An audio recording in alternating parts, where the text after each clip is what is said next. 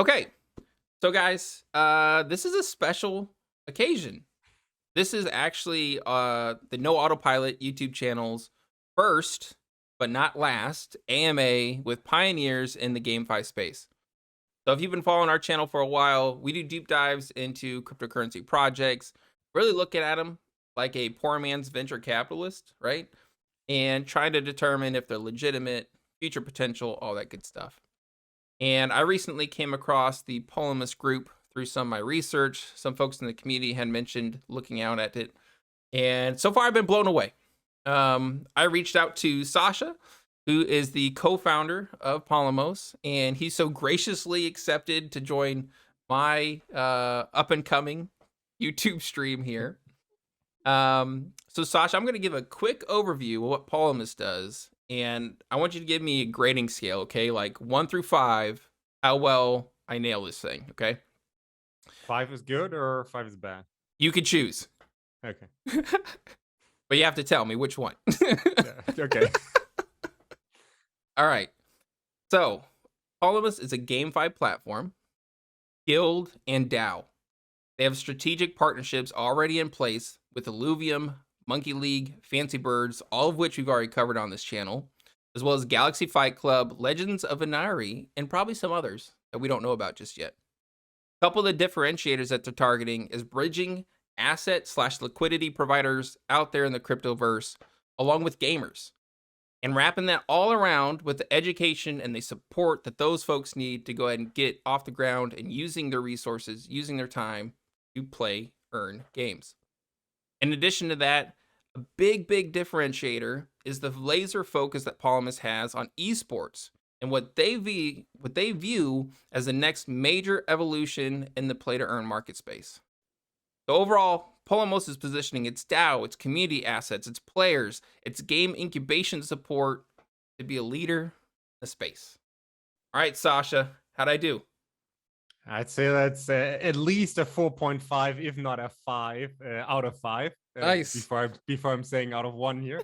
Like, no, it's pretty good. Like, it's probably been one of the, let's say, shortest but still most on point explanations I've heard so far. So I probably have to send that over to our marketing department and to have them take some snippets out. There you go, man. That's what I'm trying to do. I'm just trying to give you guys some free content to put out there in the world. Perfect. All right. So before we kind of dive deeper into Polemos, I want to know a little bit more about you, Sascha. So I watched some interviews, and I think first and foremost, most people probably don't know that at one point you were the best Counter-Strike player in the entire world. Is that true? I would love to be able to say that. Yeah. No, I did play competitively when I was a teenager over 20 years ago, like 15, 16 years old back then. But the problem was at that time, it wasn't Fortnite world yet. So you could be as good as anyone. You didn't make any money. You actually had to still... Yeah, you're paying your internet by the hour and all that kind of stuff. So you were actually paying for being good. But luckily things change. Nice. Yeah, I'll actually give you a little fun fact about me. And actually, no one on the stream knows this, but I met my wife at a Halo 2 tournament. So just saying. Awesome. Okay, so let's take a little pit stop and let's look at your work history, in particular around game development. So can you just kind of share a little bit about that work history with us? Yeah, so I've always been pretty big on gaming. Even like as a child, I started out like already doing like kind of speed runs and stuff on Nintendo games when I was like 9-10 years old. So I've always been super competitive. Everything I did was almost every time tied into gaming. So I have a web developer background initially. And even that I used to build DKP systems and raid calendars for our World of Warcraft Alliance and all that kind of stuff.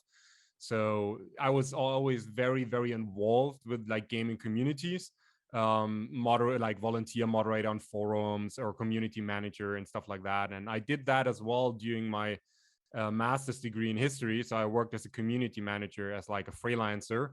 And that's kind of like how I got involved in it professionally. Started out playing community management, customer support on the side just to get some exposure. Then I went into gaming full time after I finished my studies. Did a few things, like I could have taken a different route, but I wanted to start on the ground. I wanted to see it like from all sides of the spectrum, at least the ones that I was capable of doing. So Right. obviously I wasn't capable of going like into maybe the art part or anything like that, but like community management, customer support, development, and then eventually I grew into like more a product manager role. So this was all about like being the go-to person that kind of was the lead on a game.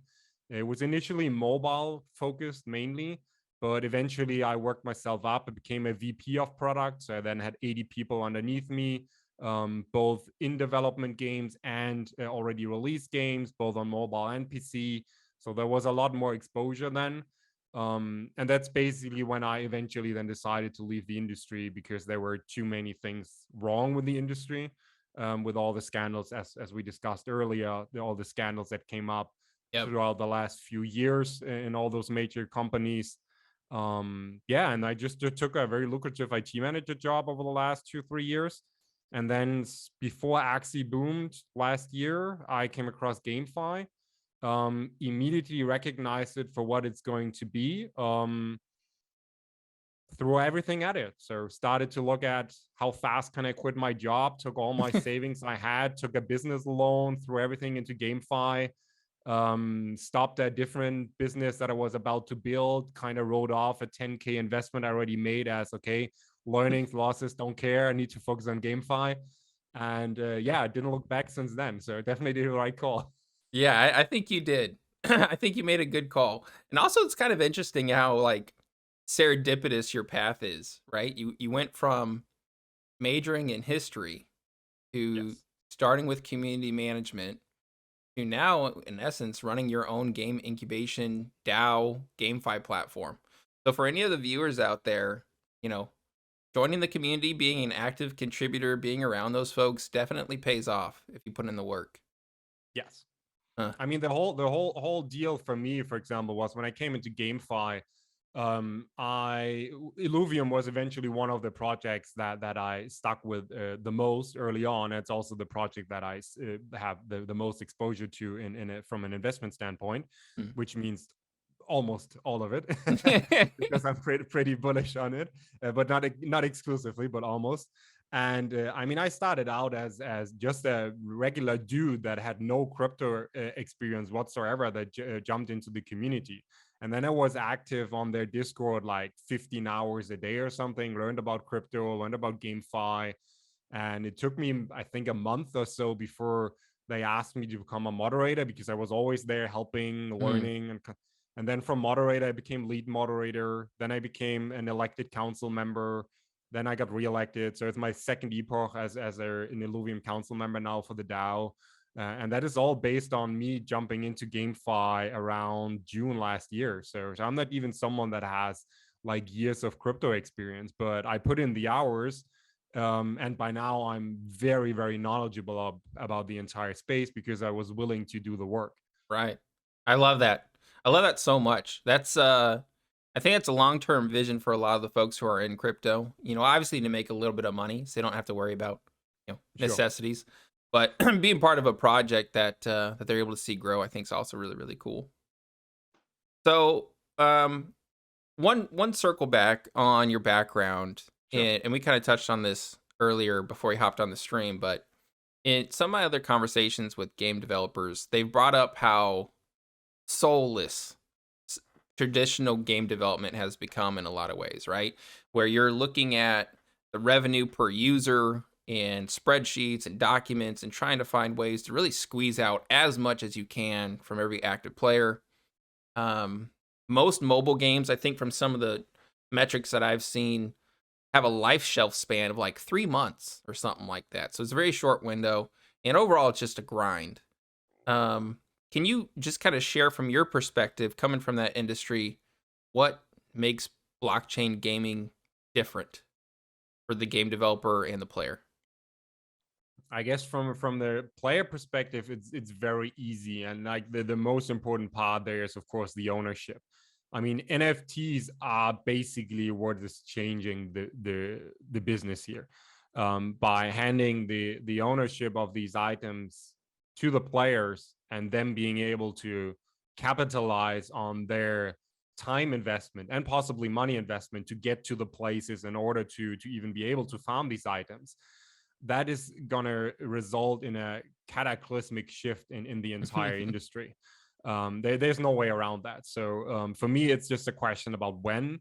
It's not a question about if. There's no way that someone can convince me that this is not going to become gaming overall. Because I mean, look at it's very easy, and anyone that is worried about right now that NFT gaming is just like a hype or whatever. If you look right now and you go to any kind of traditional gamer and you tell them, look at your most favorite game, and now that game I'm going to offer you, you can play the exact same game with the exact same quality and the exact same gameplay. But on top of that, I'm actually going to allow you to own the items you farm. And if you want, you can sell them on the market and make money with them. Yeah. Like no one is going to stay in that old game. It doesn't make sense. The problem is the education is lacking, and we have all these scams, and we have a lot, like we have poor onboarding. That these are just funnels that need to be optimized. But the essence of what GameFi is so vastly superior over traditional gaming that this alone is going to drive all the people over. And then you have the crypto mindset that kind of changes the rest of it. I mean, you see it with DeFi even. I mean, people in crypto think differently. They don't like the traditional soulless corporate structures, the global banks dominating everything. Right. I mean, there's this idea about collaboration, about freedom, transparency, interoperability, decentralization, and all these aspects will somehow influence GameFi as well, some to a larger degree, some to a lesser. But it's going to change the entire way how developers will interact with their audience because they have to. Right.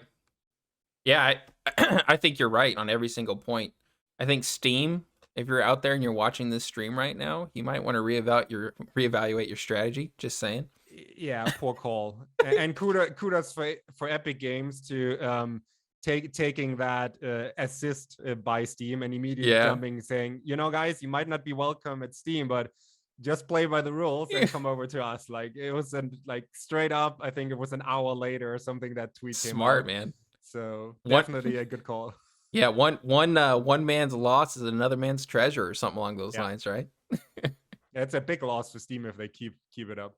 Yeah, I my perspective is I think the pressure will at some point force them to change, but I just Yeah. feel like they're not educated enough to feel confident in making that call. But I think time is our friend. It'll force them to do it eventually. Yeah. Yeah, absolutely. I mean, we're still in the infancy here. That's, I mean, you see it with Discord. I mean, most of us, I mean, even us at Polemos, like most of the protocols use Discord as some of their main hub in terms of communication. And Discord tried to roll out Web3 integration.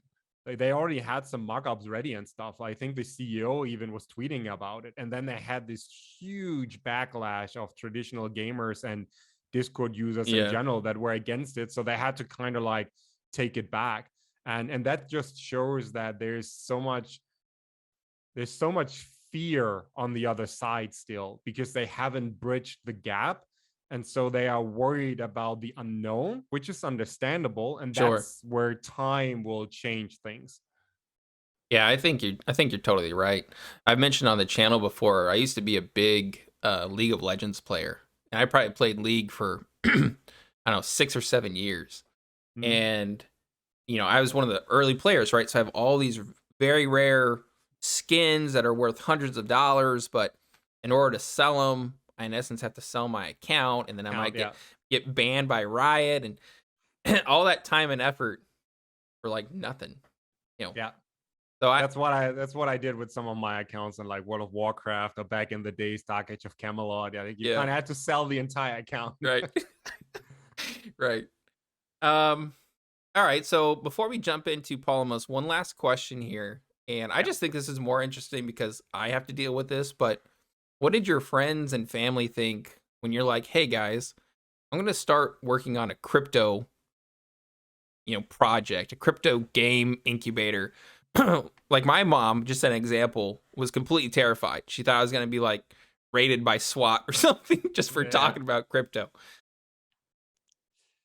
Yeah, how was it for me? I mean, first of all, I was always kind of like the odd person in the family because I was the only one so heavily into gaming. Mm, And no one was able to understand that. And obviously, for everyone out there in the family, it was always like a huge waste of time. mm. Um, like I'm throwing my life away, blah blah Yeah, blah blah you're right. blah. So Look at me now, obviously, guys. yes, exactly. Like I'm not rubbing it into their faces, but like by now they've seen that even when I was still working in the traditional industry, obviously, like when you then suddenly get positions and salary checks that are kind of like way beyond what they are earning, they kind of understood, okay, maybe I just don't get it. It's not my life, not my choice. Right, And that's fine. I mean, everyone should do what they want to do. I did it because I love doing it, not because I was after a certain paycheck. right, right, Um, so when I jumped into crypto, I mean, most of them don't get it. Um, and I never expect them to because they probably won't take a lot of time to look into it. But I think what they are most worried about is me dropping a very, very lucrative IT manager job that was super safe, almost like 0% chance of being fired at any right, time, right. like settled for life, everything. Um, and then when I then said like I don't need that anymore, I'm just quitting and doing my own shit. They like you could see in like Like in my midlife mother's, crisis.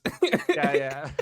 My mother wasn't so happy about that one, but she never understood anything that I did in that kind of space. So she kind of felt like, okay, is this just another one of these things that I don't get? Right, And by now, I mean, even my father, who has like, I'm not even sure, he's barely able to like turn a computer on. right. I think that's kind of the extent of it. And even he had me invest like some money into crypto now. Obviously, it's me handling it, but he kind of wanted to have some exposure. So That's hilarious because I had the same thing happen to me. So my grandpa lives in the middle of the desert in New okay. Mexico, okay? And I go down periodically to visit him. And all the old guys, like 80 years plus, get together to play poker every Tuesday and Thursday. And so I join, and they know I kind of run my crypto YouTube channel. And I'd be lying if I didn't say that every single one of them asked me about how to invest, like I'm like, okay, if these old farts in the middle of the New Mexico desert are talking about it, I think we hit mainstream, you know? Yeah.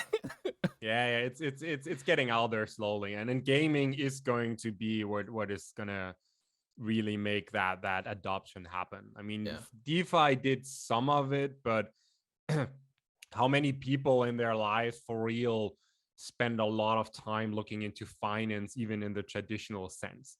It's a very selective kind of group of people that do that. Um, but gaming is way more mainstream in traditional life as well. So it has a lot, it's going to have it a lot easier to funnel more people over to the space. And Right. so gaming is going to be what brings crypto mainstream. I have zero doubts about that. I absolutely agree. Yeah, even in a I don't know if we're in a bear market, but even in a bear market, escapism is a very, very real thing. You see movies do well, you see music do well, you see games do well, and I think Exactly. think gaming's going to have a really strong place in crypto. Okay, so let's talk a little bit more about Polymos. Yes. So you kind of shared how you were active in their Discord, through that activity over time, kind of went up the ranks, and now co-founder of the group. Did I get that right? Yes and no. So I went into the Illuvium community, Thank you. Okay, Illuvium. and that's where I kind of like, if you want to say that, worked myself up. So So I kind of like was very active and climbed the ranks there in terms of moderator and then council member, if you want to call that ranks. And via that exposure and the connections that I were able to make, because obviously I was very, very heavily involved in that community and still am, still super bullish on the project. That's how I got to know more and more people, and I kind of saw that this new space was emerging, and that's kind of like the guilds in the GameFi space. We already saw YGG being successful throughout the summer during the Axie boom. Right. There were some talks about Merit Circle already, but they only had their balance of sale in December, so 2 months after we already started working on Polemos. And I kind of joined this whole project very, very early on, and this is just, again, through networking, through connections. I wanted to do something. I saw that this is a space that is going to blow up, and where you literally could be one of the people that are there at the beginning of building this space.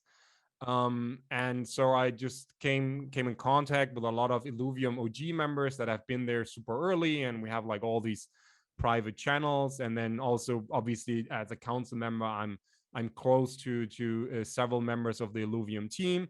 And then through connections, I came in contact with a group of 5 super incredibly experienced investors in GameFi or crypto in general, and they wanted to get in on the guild building and this whole space as well. Not because I had to, but more because they saw this as the first time where they felt this is something worthwhile rolling up our own sleeves and get like really into the trenches and build something ourselves. And so we started talking, hit it off immediately. And that was, I don't know, end of September, somewhere October. And then we started to build the vision, which very, very quickly went way beyond what YGG and Merit Circle are doing. And I'm not saying that in a judgmental way, like successful business model, whatever, all good. But we're not seeing ourselves as a guild. We're seeing ourselves as a GameFi platform that has guild elements, because we're here for the long run. We see a lot of stuff missing to make GameFi what it needs to be in order for all these people to come over. I mean, there are 3 billion gamers in traditional gaming waiting to be onboarded. Right. And so we're seeing ourselves as builders in this space, and having guild elements, having scholarships is just a tiny part of what we're doing. So we're more builders tech-wise and vision-wise in this space than we are just a guild. And just, again, is not in any kind of judgmental way. Gotcha. Yeah, that was one of my questions. What are some of the differentiating factors from Polemos to Guild Games, Merit Circle, Good Games Guild? There's a handful out there, but I think you kind of hit it on the head. It isn't just a guild; it's much more than that. Yeah, exactly. So if you look at, for example, YGG or Merit Circle, I mean, most of the guilds in this space right now are mainly following that kind of like Axie scholar model. So you get a bunch of Axies, you have some managers, you throw the Axies into their control, they hand them over to scholars, they manage the scholars, you split their earnings. Right. And then eventually you have enough money to become a VC, which kind of YGG is more or less already. Right. They're like a VC in the GameFi space. Now they're investing in everything, and it's a lucrative thing to do.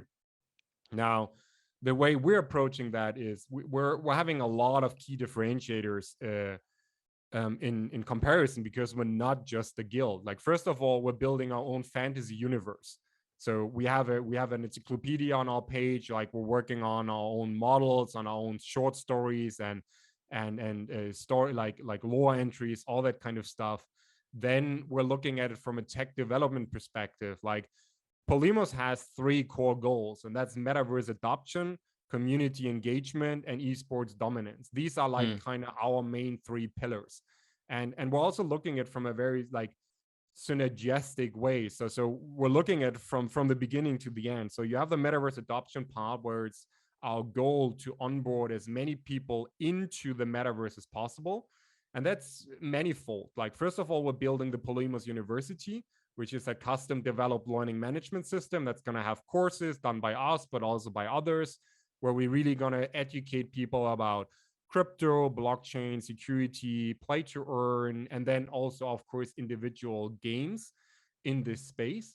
Then we have the Polemos Charity Vault. So we're going to have a charity foundation of ourselves, and 1% of all revenue the DAO is going to make is straight up going to that vault. Mm. And the Very idea cool. there, again, is metaverse adoption. So you could think donating devices to a school or providing electricity to a village that doesn't have it, upgrading, I don't know, hardware in some kind of company that then allows their employees to play in the metaverse after hours, or any kind of stuff that helps people get into the metaverse and is in some kind of way benevolent in nature. That Building is what we want trust. to exactly. Yeah. So this is like the adoption part. Then for the community engagement part, that's kind of like the retention, where you need the people to stay engaged. And that's where we're going to have like a very sophisticated data analytics platform, where we're going to provide efficiency reports and ways for our players to become better and optimize the yield, make more money. Then again, obviously our own universe. So we have all that kind of entertainment stuff in there. So there's a lot of stuff in there that goes into the engagement. And then we have the esport dominance part, where we're going to try to elevate the people that are playing competitively, that want to take it to the next level. And then we're going to take them and get them into handpicked esports teams. Going to have them sponsored, running around in different games. We're going to have like a metaverse championship that we're going to have in our own esports hub. Again, a tech stack that we're building, where we're going to have a multi-game tournament throughout the metaverse. So you could imagine like you have 5 main games and a single qualifier for each game. The best teams of each game then are thrown into the final tournament, where they all have to play all 5 games, and you kind of crown the metaverse champion. I love And it. this is like, we're really looking at collaboration and bringing this whole space together. So that's what we're calling us a GameFi platform, because we're doing more than just for one game. The other, like another key differentiator, just to finish this, is we're building asset staking pools for several of our games, and Illuvium is probably going to be the first one. And the idea is there, like if you go into a game now, either as a player that just plays a lot, or as an investor that buys a bunch, you will eventually be eventually sitting on so many assets that you won't be able to utilize them all yourself. You're not going to be able to monetize and optimize them to the fullest. So what do? You can bet on price appreciation. That's fine. It's probably going to make you money if it's the right asset, but you're missing out on yield. So there's no place right now where people can take idle GameFi assets and put them to use by someone else. And that's something we're going to provide for the games we're integrating. So you could take your Illuvium assets, throw them into our pool. Our ecosystem's members will take them out. They will utilize them. They will make revenue with it, and you get a share of it. And all you did is take the asset and stake it into that pool, just like you do with tokens, and get staking yield. So for everybody who's watching this stream, I don't know if you realize this, we are in the future right now. Like the future is happening on this call. This things that this group is putting together. I listened to an interview from Miko. He has a channel as well from Gummy Cryptos, and I think he was one of the early backers of Yield Guild Games. He had, I want to say it was maybe Delphi Digital was on. Anyways, they talked about creating these ecosystems and how you're kind of targeting 2 people, right? You're targeting either people who have a lot of money but not a lot of time, or you're targeting people who have a lot of time but not as much money. And exactly. I think what you guys are doing in taking those assets that are otherwise passive and creating a function for them is really unique. Really, really unique. Yeah. So we're looking at from kind of like a triangle perspective. So we see 3 groups in this space, more or less, like at a higher level. You have the investor, you have the player, and you have the game developer. And we're more or less bringing all 3 together, because it's the game that we're integrating. That's the game developer. It's the investor that gets the opportunity to do something with the assets they invested in. Right. And it's the player that more or less does the work, while obviously also taking a cut and getting its fair share. So this kind of symbiotic relationship between those three entities or groups, that is what we're trying to build. That's also why we're gonna have we have a different key differentiator over the other guilds, if you want to call that, because we're not technically not a guild, and that is the partner games vault. So 10% of our total tokens sit in that partner games vault, and the whole idea with these tokens is to give them to partnered game developers so they can pay those out as additional in-game yield in their game, but only to players that have a Polemos membership badge, which you can get very easy at a base level. So it's not like anyone, and you can even get that as a member of a different guild. So we're a platform even entire guilds could join and capitalize on.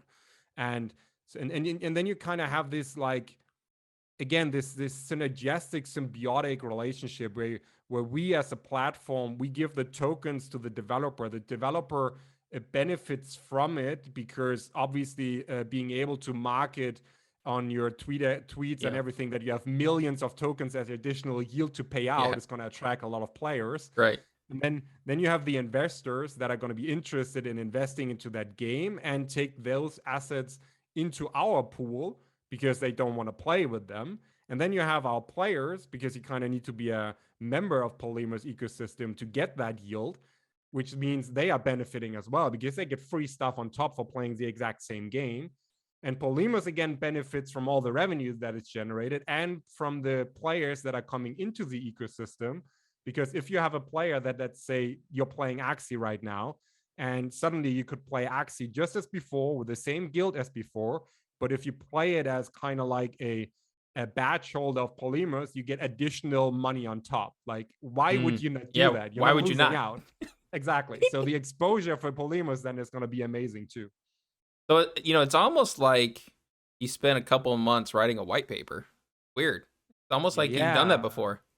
Yeah, I spent like basically I think October, November, and most of December, like literally most of my life went into our white paper. Yeah. So I mean, I've been working, I think 100 hours a week since October, which I don't advocate anyone else should do unless they're super passionate. So no one is forcing me, and it's not going to be forever. Right. This is just because I'm so passionate building this.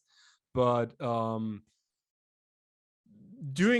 writing such a white paper is an incredibly complex task, and no one is going to be able to do it on their own. So yes, it was I'm the one that wrote it, and it's kind of like my brainchild, but there's no way I could have done it in that complexity and in that quality without the amazing feedback from so many great minds in this space, both from the team and our strategic partners. I mean, we have partners like Delphi Digital and Framework Ventures and QCP as our strategic investors, like founders of Sushi and Aave and Tokamak, and all these guys are connected to us from the pre-seed alone. So if you're able to tap into this kind of knowledge and experience on top of the co-founders that we're having that have years of experience in the space already, and then you combine that with a very, very good knowledge of gaming in general, that's where it gets juicy and where you really can take things to the next level. And that's what we're trying to do with the platform. Yeah, that again, like on this channel, I kind of see myself as a poor man's venture capitalist, but there's so many projects out there, and typically the big things that stand out to me, one is the tokenomics. Does it make sense? That's kind of like a bare minimum. But then two, a passionate founder, like someone who's just like you're saying, 100 hours a week and you're smiling the entire time because it's like amazing and fun. And then two or three, I guess, is the strategy and the support behind it. Because I think a lot of folks don't realize that like venture capital funds, especially for some of these early stage projects, they give a ton of support, right? Around the tokenomics, hiring people, networking, overcoming hurdles and challenges. And so if projects check those boxes for me, more often than not, they're moving into something I'm paying attention to pretty closely. Yeah, absolutely. Like, I mean, you can try to pull it off without networking and without having connections in the space. I mean, if you're good, you're good. Like, it's Right. not like you need to have all that. But if you do have it, it's not a guarantee for success, but it certainly puts the odds in much more in your favor. Right. Because if you have like experienced guys from Delphi looking over your tokenomics, and then you have like all these other KOLs and whatnot looking at like basically everything you're doing just to have another pair of eyes giving an opinion. um you have so many safety mechanisms in there, and also very often so much input you never would have thought about yourself. I Mm. mean, we have things in our white paper that they would not be there if there wouldn't have been some maniac that came up with an idea in one meeting, where they kind of like just sit there and you're discussing something, and then someone just like spits out like this one line where you're just like, dude, man, where does that come from? And then you kind of like discuss around that, and you're kind of like, man, that's brilliant. Like, we kind of need to have this in our business model somehow. Yeah, like if you're able to work with so many amazing people, and you are not passionate about it, then you're kind of just in the wrong space. Yeah. And that's Yeah. like, and I don't mean anything bad by it, but like, if you're this early and actually hardworking and not enjoying it, then you pick the wrong space, because that now is the time to really roll up the sleeves and make something happen, because the opportunities are incredible. I mean, this is like the internet bubble around 2009. Like, we're like in this space of investing $10 in Amazon and then waiting 20 years to what's happening. This is where we're at in GameFi. I mean, Yeah. just look at GameFi esports. I mean, we were talking about that Polemos wants to focus on esports. Esports and GameFi doesn't even exist yet. Right. I Like, know. Yeah. You know, it's funny. After I went on your after I went on your website, I was reading through the white paper. I was like, I don't think I've ever seen esports really tackled in crypto. And I've reviewed, I don't know, 30, 40 different projects. I was like, huh, that seems like a good idea. yeah, it's the most money. Like, it's any prize pool money of a bigger game in GameFi is eventually gonna dwarf the records of prize money in traditional gaming right now. Right. I mean, look at Illuvium. Illuvium is for certain going to do it. The only question is, are they going to keep that record? But if you look at Illuvium, they have 10% of their tokens as in-game yield, and the majority is probably going to go to some kind of arena payouts or tournament prizes and whatnot. A lot. That's 1 million ILV tokens right now in the middle of this dip crash, whatever you want to call that. Yeah. They're still sitting at 500-600 per token. So that's 500-600 million waiting to be distributed. Like early December, they had a 2K token price. This means they were sitting on 2 billion USD value to pay out to players and prize money and in-game quests. Like, if you can tap into this kind of stuff, and then look at, I don't know, oh my God, the Dota International pays out 3 million in prize. It's ridiculous. Like nothing. Exactly. So eventually, as soon as these kind of games are out and these kind of tournaments happen, that's when the majority of professional esports is gonna come over, because there's no way they're not gonna try to get in on all that money. Hmm. Okay. So I've been trying really hard not to be a DJ and crypto investor on this call, because there's so many like questions around investing and whatnot I want to ask you. But I know it's kind of, you know, uncoup of someone to do that. But I have one thought I want to share with you and get your feedback, since you are kind Sure. of in the space. Okay. So historically on my channel, what I've done is I've reviewed projects. They check those boxes that I mentioned before. I put them into a portfolio of about 20 to 25 different GameFi projects. And it spans infrastructure pieces like Immutable X, Wax, Matic, whatever. But as I began to dive deeper and deeper, and this actually started on Illuvium, I'm starting to feel like that strategy may be flawed. Like there may be potential returns there, but rather I think the wiser play would be to either be a participant in the ICO, the IDO, right? So you're getting tokens for a fraction of a penny. Hopefully you're not based in the United States and you can't pass KYC.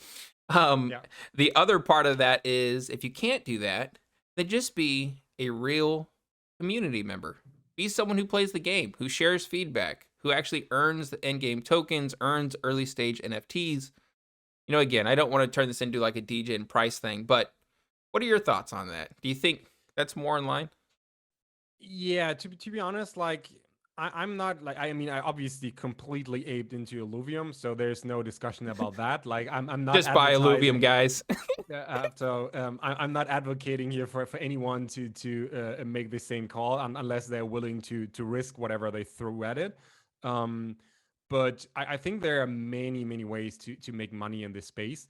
I mean, I had no intention about founding some or co-founding, obviously it's not just me, co-founding something like Polemos when I decided to go into GameFi. And I certainly had not the slightest dreams of few months later sitting in front of Delphi and Framework and Right. raising seed money 2 million. And now, I mean, we're in the midst of closing our seed round now, which is going to be, let's say, a nice sum more than just 2 mil that we're closing despite the current bear markish, Can you whatever, bearish market. can you just write my name on the distribution list for those? That'd be great. Yeah. Yeah, we had a lot of people that want to get in on that. Yeah, no. So I never imagined that. So when you're saying like there's also the opportunity to just be active and be in the community and do that kind of stuff and somehow get in on early NFTs and play to earn yield, I think that is a viable choice because that's actually the basis on what I quit my job on. So I made the investment into Illuvium. I saw the return. Obviously, I invested at like $40-50 average back then. Even now at say just 600, because if you were at 2K already, it's just, but Right, that's right. already at times 12, 13, depending on the exact numbers you're looking at. Um, so my intention was just get rid of the job, play Illuvium 20 hours a day, make thousands of money every week based on my play to earn earnings, and enjoy all those nice revenue distribution from the tokens I bought at a cheap price. Because obviously Illuvium, just like Polymers, is paying out most of its revenue back to its token holders, to the stakers. Right. So I just saw the opportunity. I could easily play all day or as much as I want to and just live off revenue distribution and my play to earn earnings. Um, and even in a good way and make a bunch of money. But you need to be aware of the risks because there's still a lot of volatility in there. And I was willing to take that risk, but no one guarantees you that you're going to make several thousands in Illuvium, for example, regardless of how long you play. Look at Axie, for example. You had the big hype and you had SLP, the small off potions at, I think, at as high as 40 cent a token. Yep. And everyone jumped on it and people took their life savings in developing countries and they took loans and quit their jobs. And suddenly the token price sits at 1-2 cents because the entire economy crashed because the Axie economy was not built for sustainable long-term engagement. And they're trying to fix that now. And I, especially for all the people that went so hard on it, I'm hoping they manage to do that. But that's a risk you need to be aware of. Like crypto is still super volatile. I think eventually crypto is going to become way less volatile because of GameFi, because the fact that gamers don't care about bullish or bearish markets. Gamers spend. We can have COVID, gamers spend. Yep. People can be sick, gamers spend. People can be homeless, and maybe not homeless, but like out of a job, gamers spend. Like they sit at home and game. They might not spend much if they don't have that much, but gamers play games regardless. If they're happy, if they're sad, it doesn't matter. Escape. And this Yeah. is yeah, it's escapism to a certain degree, of course. Like a lot of people also just do it for entertainment, for education, for learnings, for fun. But it's I think as soon as more gamers come into the space and we get actually good games in a larger quantity out, then the entire, at least the GameFi part of crypto, is going to become way more stable. Maybe not as stable as just finance, but certainly a lot more stable. Yeah, I think you're right. I think the more use cases and adoption that we have, it's really gonna not mirror the overall markets, but I think that volatility will definitely be chopped down over the next 10 years or so. Yeah, absolutely. Okay, so I have 10 more minutes with Sascha here. Yeah, you can also have 20 if it's that, so no worries. All right, we have maybe 20 minutes. So I think before we go ahead, we dive into questions that folks in the community may have. What do you want us to know about Polemos? What are some things on the roadmaps? What are some things that we should be paying attention to if we want to be a part and support your project? I think, of course, first of all, it's always good to come into the Discord. That's where we have most of our communication going on. We're certainly driving all major news through other channels as well, YouTube AMAs, Twitter tweets, and all that kind of stuff. So it's not like you're going to miss out on something crazy by not being on the Discord. But it certainly is the best opportunity to get firsthand knowledge and talk to us and all that kind of stuff. If you're interested in the project in general, I think the next 2-3 months are going to be very, very interesting. First of all, there are games that are just coming out. I mean, we're the seed, like we're one of the seed guilds in Fancy Birds. It's Flappy Birds on Play to Earn, but like if you look at the current Play to Earn space in general, we don't have a lot of games, and the ability to take a bird in some kind of Flappy Bird kind of play style in Play to Earn and kind of just experience the funnel of getting yield and staking. It's a nice change of pace to just dip your toes into the water of Play to Earn, in my opinion. Yeah, it's like hyper casual games, right? Exactly. Yeah. So there are a couple of games that come out soon, but I think for the Polemos DAO protocol platform, whatever you want to call that in general, it's probably that we're going to have a public sale coming up soon. I can't give a final date yet because we're well funded. We don't have to rush this. We're not here for any kind of quick cash grab. If we have to delay a month or two or whatever, we're going to do that because we're building here for the long term. But I would kind of expect the public sale to be somewhere April, May, I guess, based on today. If I look at the market and everything, something like that. And alongside with it, we also want to ideally then have ready token staking immediately, our governance side. We want to show some early insights into the university, into our armory, which is kind of like this whole tech stack that we're building around lending the assets that other people stake, and our scholar model and all this kind of stuff. So I think the next 3 months will be incredibly interesting for anyone that is bullish or even curious about Polemos, because we're getting to the point where we can start delivering a lot more than just theory stuff on paper, which you need to start out with. I know it's boring, but if you're not explaining your vision, no one is able to buy into it. Right. And we're getting to a point within the next 8 to 12 weeks that we can start to show some actual things being delivered. And I think that's a very, very exciting time to be, because just like GameFi, we're early. Anyone that now takes a look at Polemos, well, for the Polemos platform, you're early. So if we're super successful, you could be there early and benefited from tremendously, just like some people did in Illuvium, some people did in Axie, some people did in DeFi. If you're early in the good projects, and I'd say, and I can't say I'm not convinced we're not, then I would be very bad Slightly biased.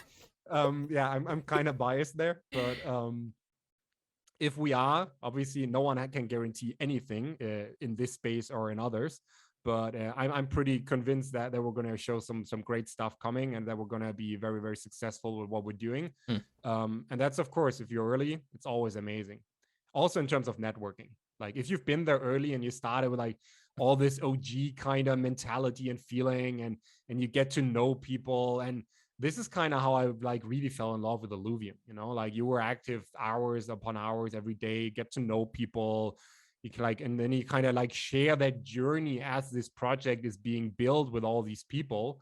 I think that is also some of the parts that I love about this space, like this openness and connectivity between people, because we're not so, I mean, it's not like bangs where you're kind of like with that stick up you're behind and everything like that. Yeah, right. And I'm not, if there's any bankers out there, I'm not saying everyone is there. I'm talking about the traditional corporate sense, like it's not about the people. And gaming has always been more, yeah, different, more easygoing, more flat hierarchies, and GameFi just takes it to the next level, and that's what I love about the space. Man, I love it. I love it. All right, guys. So I know we've been chatting for a while. I haven't honestly even been paying attention to the comments too much. I think we dropped the stream a couple times. I might have to upgrade my internet speed. Sorry, guys. um, but why don't we go? We take a pause, man. Does anybody have questions they want to ask Sascha? Ask about Polemos? Let's go ahead. Let's get them put in there. And I'll see if there's any I missed. Pretty much, it just looks like people are loving the chat or loving the stream, which is great. I love it too. Okay, so while you guys are typing in some of those questions, I do have a couple other ones. Sure. So, one thing I'm curious about, right, is one of the challenges with DeFi is the issue of users moving their liquidity around. So they go to wherever the highest APYs are. And I wonder if a similar situation is going to emerge when it comes to some of the DAO infrastructures, where it's a competition to get to the highest earning potential, and therefore having a long-term community may be something challenging to develop. Do you think there's any truth to that, or do you think that's overblown? I think there's usually some truth to both sides of a coin. And that's the case with that as well. I mean, that's why we're so heavily eager and working hard on building loyalty into our members. Like we're really trying to build and organically grow a very, very dedicated user base by providing value upfront, not just trying to extract value out of people. Right. I mean, the way that we're sharing our lore, our universe, and stories and the entertainment and the education, like I mean, we're literally doing AMAs nonstop on like not just this where it's kind of like about Polemos, but we're doing AMAs about other games to teach our members that like what this game is about, how they could be better. Where we're doing like AMAs about blockchain in general. So we're really trying to provide a ton of value for free, and not for a kind of marketing stunt or whatever. Like we're very much in the mindset that GameFi is a space about sharing and helping and growing people. And then, yes, you might benefit from doing so, but if that is your main intention, it's not going to pan out that, because eventually karma is going to get you. It's just like that. So I don't think that's an issue. And it also depends on how you structure your tokenomics. I mean, we're super long-term committed. Like the advisors and the team members of Polemos, our tokens are locked for 12 months, and it's going to take 36 additional months of linear vesting before all of these tokens are unlocked. So we're looking at a 4-year commitment of team and advisors in order to get the full benefits of the tokens. But, and that's way more interesting, all our pre-seed and seed investors are looking at a 12 months lock full, nothing at TGE unlocked whatsoever, and 24 additional months of linear vesting. So even our pre-seed and seed investors are committed for at least 3 years before they have all their tokens unlocked and liquid. Wow. And that is something that you don't see in a lot of the protocols. Usually you see stuff where 6 months. Yeah. where 20% is like unlocked at TGE, and then it's like the rest is in your hands within the next 9 months or so. We don't have that. For 12 full months, no one has any access to the tokens at all. I mean, they do get revenue distribution and governance power, but you can't stake them in a way that they get staking yield. So you're excluded from staking yield. Staking yield only goes to the people from public sale. We're really about decentralization. This is not about funneling more money into the people that are already there. And then, yeah, it's going to take 3 years for two groups and 4 years for the other two groups to get all the tokens. And if you have that built in from the get-go, you're also getting people in that are willing to commit long term, Right. because you're not trying to make a quick cash grab and then build long-term commitment. You're kind of like looking for long-term commitment and then look at making money.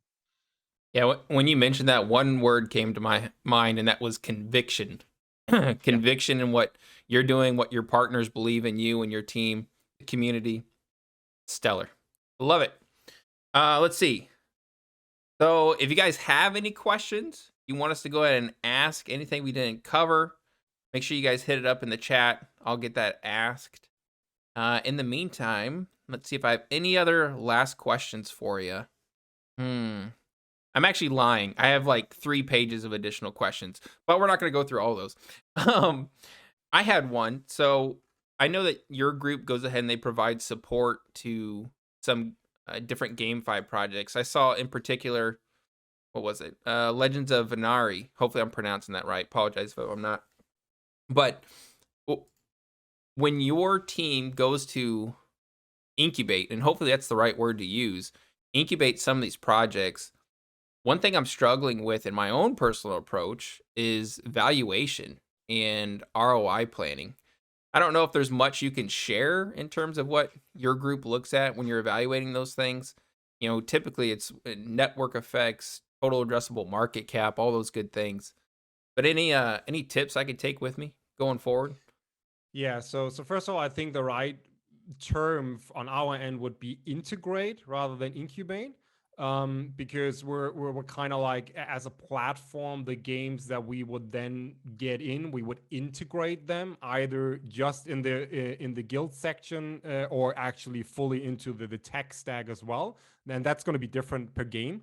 Now, in terms of looking at projects, because we're obviously also investing as a VC kind of entity into games, because we want some early assets so that we can use to test games and then get new players and then kind of hand to our players. So like, I think like personally how I look at it, and we're certainly using some of that approach for Polemos as well, is I look at the team. It's major factor for evaluating any kind of project. I'm always hesitant if I see a anonymous team. Yeah. I do understand why some people in crypto want to do that. There's this subculture in crypto, and it's not necessarily a small one, where it's all about anonymity. You don't want anyone to know your name, your face, or anything, and that's absolutely fine. Me personally, unless I otherwise can find out who that is through connections, I'm already hesitant to do any kind of investment, because I don't know if they can deliver. I mean, even if I know who it is, I don't know, but I can certainly get a better feeling for it. So team is my first main pillar. The second one is the tokenomics. You can very often tell from tokenomics if this is a game that has any kind of long-term sustainability or not. It starts from the way they structure the initial sale, all the way to how they circulate yield inside of the game, what is being farmed.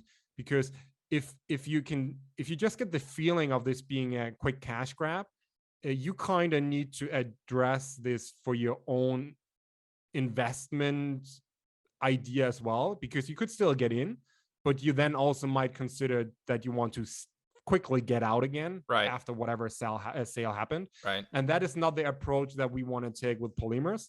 We're all about long-term commitment. We want to partner very heavily with the games that we're involved in. We want to strike very intense collaborations, share knowledge, help each other out, do marketing together, do AMAs. So we're very, very interested in a very like in a deep relationship with the games that we're heavily invested in. Of course, we might also just buy some assets in a game and then dip our toes in there. But the ones that we actually want to be involved in, we're looking at a very, very deep connection there. And then, of course, the third part for me is the game itself. And you can look at that even from a traditional gaming perspective. You just look at the game. You forget about the tokenomics. You forget about any kind of monetization for the DAO or the developer. You just look at, is this a fun game to play? Mm. Because if it's not, you're looking at the entire premise of play to earn. Play to earn in itself, that term, it just sounds so bad. It like there are other ways now that people try to reframe that, where it's like play and earn. Right. It certainly hasn't had the same exposure yet and the same popularity, but I find it at least is a lot better, because play to earn is kind of the essence of Axie Infinity. I know that there are some people that like the game for its gameplay, Right. but a large majority of all the scholars that came from the Philippines, et cetera, those were people that jumped on this because they could earn more money than they could earn in real life. Right. They literally played this to earn. But that is not the kind of game that Polemos wants to be involved in, because we're looking at long-term sustainability. We're looking at ideally a game that can have a vibrant esports scene for years to come. And all of that kind of stuff is only possible if you have a fun game. So for me, it's team, tokenomics, and gameplay. And if either of these pillars is really, really bad, yeah, I'm gonna have a hard time to continue looking at it, because all of these three are way too important. Yeah, it makes me feel better about my own process. Because it's super similar. I think the only part that going forward, guys, if you're on here, I'm going to try and do better on is the funness of the game. Yeah, I think it's really easy to break it down from an investing standpoint, but at the end of the day, if people aren't playing it, what does it matter? You know? Because like just to quickly touch upon that, that's exactly where we're asking about, like the DAOs, the commitment, the people that go to the next DAO because they can get better yield. This is what happens in those games.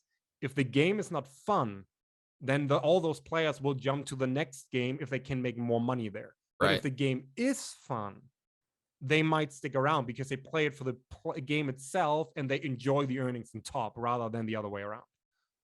Wow.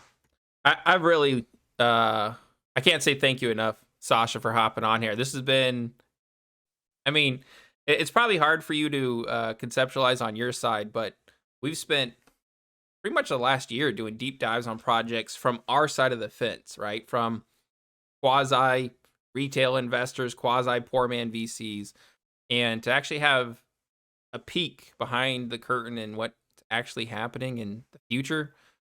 Hopefully you guys are as excited as I am, because this thing was amazing. So Sascha, I think we're wrapped. I think this is, we'll call it. But again, thank you so much. And guys, I'm going to go ahead and edit this video up. It'll be back up on the channel later today. So if you did miss anything, it'll be there for you to watch it. Also, I'm going to go ahead and link the Discord for Polemos, because if you're not in it, you probably want to be like right away. So, all right, Sascha. Yeah. I appreciate any last comments or anything. No, I was a blast to be here. Thank you for inviting me, and yeah, always happy to jump on another one. And if you ever need to do a longer one, let me know. Like, I'm always happy to do that. Okay, all right, sounds great. All right, guys, we're gonna go ahead and cut the stream. Thank you so much for watching, and we'll see you in the next one. Peace. Perfect. Bye, guys.